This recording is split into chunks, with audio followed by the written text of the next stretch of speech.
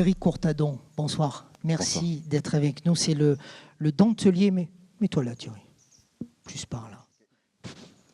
À quel moment as-tu décidé d'être tailleur de pierre? Je ne l'ai pas décidé, évidemment, parce que je suis fils, petit-fils, arrière-petit-fils de tailleur de pierre sculpteur à Volvic.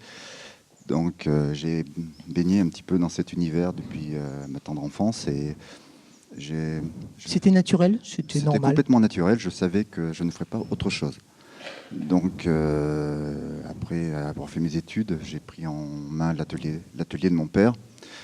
Et j'avais envie de m'inventer, j'avais envie de me créer mon identité, mais tout en sachant que je voulais surtout pas être sculpteur. Ah, c'est réussi.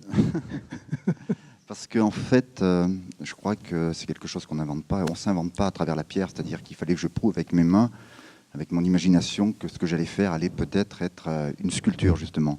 Et c'était pas à moi de le dire, c'était à moi de le prouver. Ça t'a fait peur au départ? Non, non, absolument pas, parce que c'était pas grave.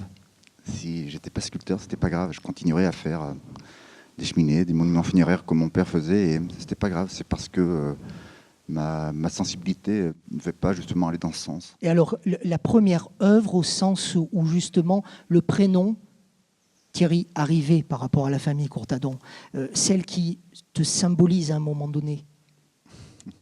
En fait, il y en a eu plein, évidemment. Déjà, mon prénom, je l'ai créé en faisant brûler un atelier, justement, parce que justement, j'expérimentais. Déjà, depuis mon jeune âge, j'essayais de faire fondre la lave. Je savais que le point de fusion, c'était 1280 degrés. Et là, mon père m'a dit, là, tu es en train de te faire un prénom. Donc, j'avais déjà fait cramer un atelier de 500 mètres carrés. Ah, quand même. Mais en fait, c'était assez facile. Ça a été assez facile de se créer un prénom parce que c'est vrai que mon père m'a appris, mon grand-père m'ont appris à ornementer justement des crises, des vierges, de l'ornementation florale. Et moi, j'ai essayé de réinventer quelque chose parce qu'au-delà d'un métier de sculpteur, j'ai surtout voulu être inventeur.